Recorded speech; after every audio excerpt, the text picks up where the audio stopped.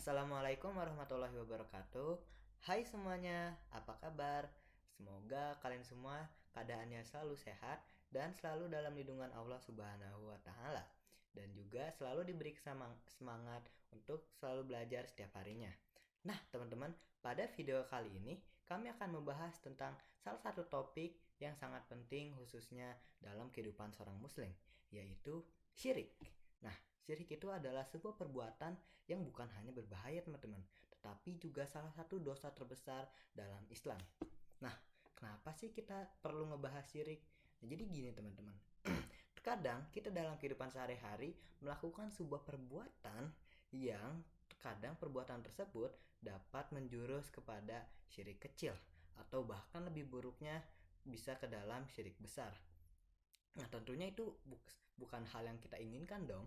Nah, makanya teman-teman, dalam video kali ini kita bakal membantu teman-teman semua untuk yang pertama, memahami definisi dari syirik itu sendiri.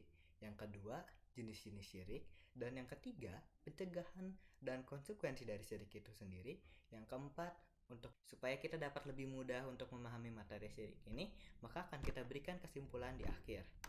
Nah, sebelum kita memulai presentasi kami, kita yang pertama akan mengenalkan anggota-anggota kelompok kami terlebih dahulu.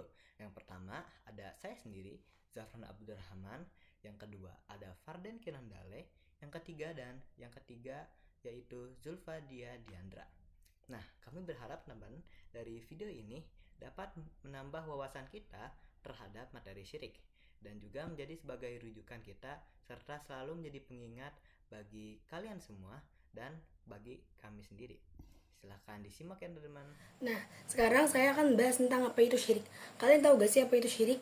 Syirik adalah tindakan atau keyakinan yang menyekutukan Allah dengan sesuatu atau seseorang selainnya dalam hal ibadah atau pengabdian. Misalnya, orang berkeyakinan kepada berhala, matahari, kuburan, dan yang lainnya. Ini berarti menyamakan Allah dengan makhluknya atau memberikan sifat-sifat keilahian kepada selain Allah. Oke, selanjutnya kita akan masuk ke dalil tentang syirik. Dalil ini terdapat pada surat An-Nisa ayat 48, yang artinya sesungguhnya Allah tidak akan mengampuni dosa karena mempersekutukannya atau syirik, dan Dia mengampuni dosa yang selain syirik itu bagi siapa saja yang Dia kehendaki. Barang siapa mempersekutukan Allah, maka sungguh dia telah berbuat dosa yang sangat besar. Kita bakal masuk ke jenis-jenis syirik. Oke teman-teman, jadi syirik itu secara umum terbagi menjadi dua, yaitu yang pertama syirik kubro dan yang kedua syirik sugro. Nah, kita bakal mulai dari membahas syirik kubro dulu. Apa itu syirik kubro? Jadi syirik kubro apabila kita terjemahkan ke dalam bahasa Indonesia, dia memiliki makna syirik besar. Nah, maksudnya apa? Jadi syirik besar itu merupakan perbuatan syirik yang amat sangat berbahaya. Mengapa berbahaya? Karena Allah sendiri mengancam dengan firman-Nya seperti ini. Apabila seseorang melakukan perbuatan syirik besar, lalu kemudian dia tidak bertaubat semasa hidupnya, maka amalan-amalan dia akan dihapus dan dosa-dosanya tidak akan diampuni. Mengerikan ya teman-teman. Nah, yang kedua ini ada syirik sugro. Apa itu syirik sugro? Jadi syirik sugro apabila kita terjemahkan ke dalam bahasa Indonesia, dia memiliki makna syirik kecil. Atau jika kita lebih perdalam lagi, syirik kecil itu dia seperti perbuatan yang amat sangat halus atau kita tidak dapat menyadarinya. Nah, contoh perbuatannya seperti apa teman-teman? Contoh perbuatannya itu yang pertama ada seperti kita saat beribadah ria atau kita bersumpah dengan nama selain Allah. Nah, perbuatan-perbuatan tadi bakal kita jelasin di slide-slide selanjutnya teman-teman. Jangan lupa untuk disimak. Sekarang saya akan bahas tentang apa saja sih yang dikategorikan sebagai contoh-contoh perbuatan dari syirik kecil. Nah, yang pertama ada ria. Ria berasal dari bahasa Arab ro'a yang berarti melihat. Dalam konteks keagamaan, ria adalah tindakan memperlihatkan diri atau amal perbuatan dengan maksud agar dilihat oleh orang lain. Tujuannya adalah orang yang melakukan ria itu melakukan ibadah atau perbuatan baik bukan karena tujuannya, tetapi karena ingin mendapat pujian dari orang lain. Terus apa sih bahaya dari ria itu? Bahaya ria itu ria dapat menghapus pahala ibadah, menjauhkan dari rahmat Allah, dan termasuk dalam perbuatan syirik kecil. Contoh yang kedua adalah bersumpah dengan nama selain Allah. Contohnya kita bersumpah kepada Rasulullah, Ka'bah, ataupun orang tua. Hadis-hadis menyatakan bahwa orang yang bersumpah dengan nama selain Allah itu telah menyatukannya. Kenapa?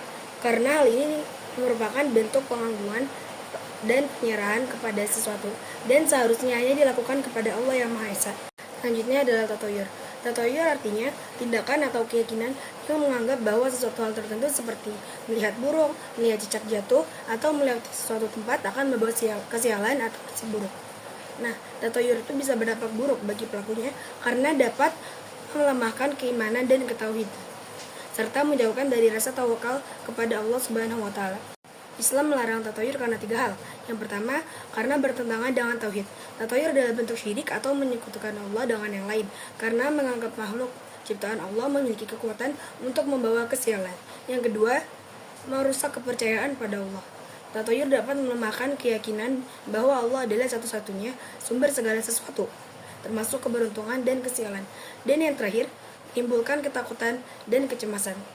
Tatoyur dapat menyebabkan seseorang menjadi khawatir dan gelisah karena takut akan hal-hal yang dianggap membawa sial. Sekarang saya akan menjelaskan tentang contoh perbuatan yang dikategorikan sebagai syirik besar. Yang pertama, berdoa kepada orang yang sudah meninggal.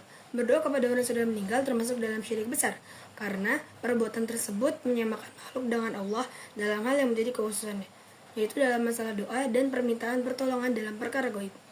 Doa adalah ibadah yang hanya boleh ditujukan kepada Allah. Dalam Islam, doa adalah bentuk ibadah tertinggi. Dan orang mati tidak bisa mendengar atau mengabulkan doa. Orang yang telah meninggal tidak lagi memiliki kekuasaan, tidak bisa mendengar, menjawab atau menolong. Nah, syirik besar itu bisa mengeluarkan dari Islam jika dilakukan dengan ilmu dan keyakinan. Jika seseorang sadar bahwa berdoa kepada selain Allah adalah syirik besar, namun dia tetap melakukannya, maka itu adalah syirik akbar yang membatalkan keislaman seseorang. Contoh yang kedua adalah menyembah kepada selain Allah. Menyembah kepada selain Allah hukumnya haram dan merupakan dosa besar. Ini karena syirik merupakan tindakan menyekutukan Allah dengan sesuatu atau seorang lain dalam ibadah atau pengabdian. Nah, contohnya dia menyembah kepada selain Allah tuh, misalnya dia menyembah berhala, matahari, kuburan, dan yang lainnya.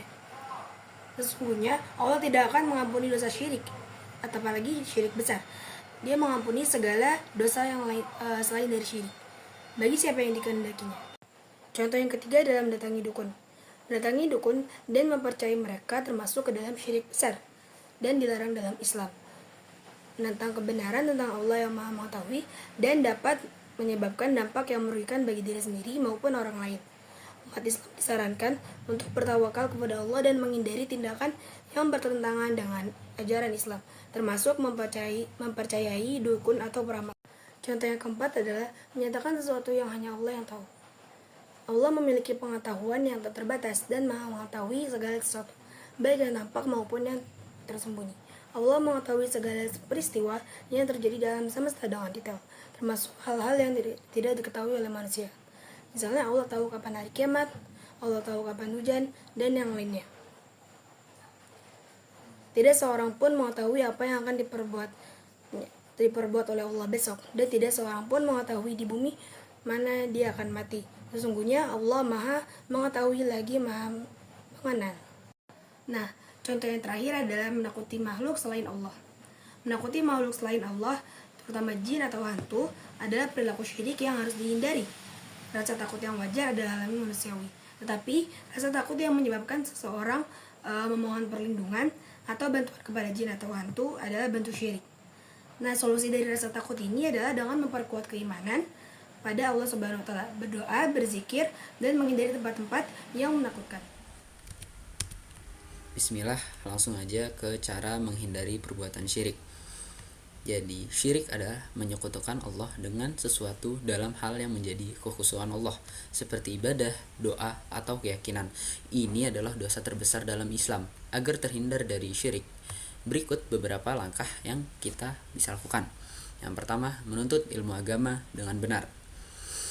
Pelajari akikah yang lurus dari sumber yang sahih, Al-Quran dan hadis. Ilmu akan menyelamatkan kita dari keyakinan dan praktik yang menyimpang. Yang kedua, memperkuat keimanan kepada Allah Subhanahu wa taala. Selalu meyakini bahwa Allah hanya Allah yang berhak disembah dan hanya kepadanya kita bergantung. Semakin kuat iman kita, semakin kecil kemungkinan kita tergelincir dalam syirik.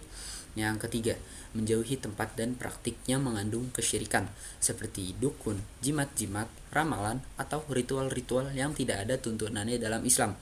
Yang keempat, bersahabat dengan orang-orang soleh, lingkungan yang baik membantu kita menjaga tauhid dan menjauhkan dari praktik syirik.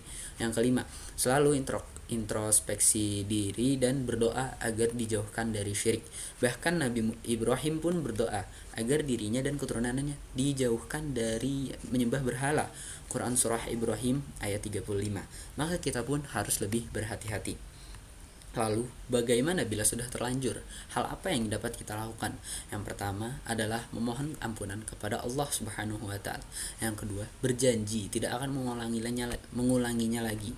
Yang ketiga, meninggalkan perbuatan syirik tersebut dan menyesali dengan tulus. Dan konsekuensinya jika tidak bertaubat dari syirik.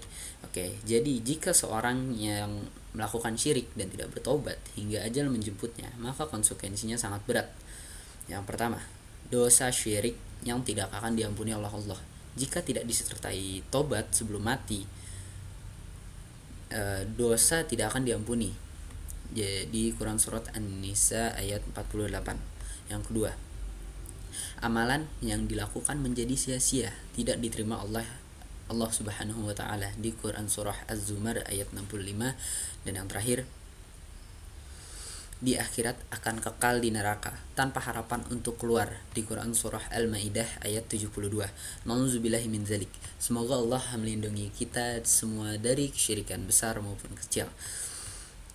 Dan di sini aku akan menjelaskan sedikit kesimpulan.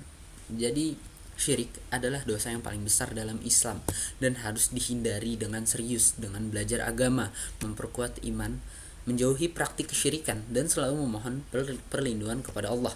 Kita dapat menjaga kemurnian tauhid. Jangan pernah menunda taubat jika terjerumus dalam syirik, karena konsekuensinya sangat mengerikan. Amalan gugur dan tempat kembali adalah neraka. Semoga Allah senantiasa menjaga kita dalam keimanan dan menjauhkan kita dari Terima kesyirikan. kasih kepada teman-teman semua sudah menonton dan menyimak video kami dari awal sampai akhir. Nah, teman-teman, apabila kalian menemukan bahwa bila video ini bermanfaat, jangan lupa untuk di-like, komen, dan juga share kepada teman-teman kalian semua ya. Mengapa? Supaya kita semua bisa sama-sama mendapatkan pahala jariah. Dan yang terakhir, gak kalah pentingnya teman-teman, kita harus pertama menjaga tauhid kita, yang kedua kita perbanyak istighfar, dan yang ketiga kita jauhi sedikit sendiri teman-teman. Oke, mungkin segitu aja dari kami. Kami haturkan salam kepada kalian semua. Wassalamualaikum warahmatullahi wabarakatuh. Sampai jumpa di pembahasan video selanjutnya. Check it out.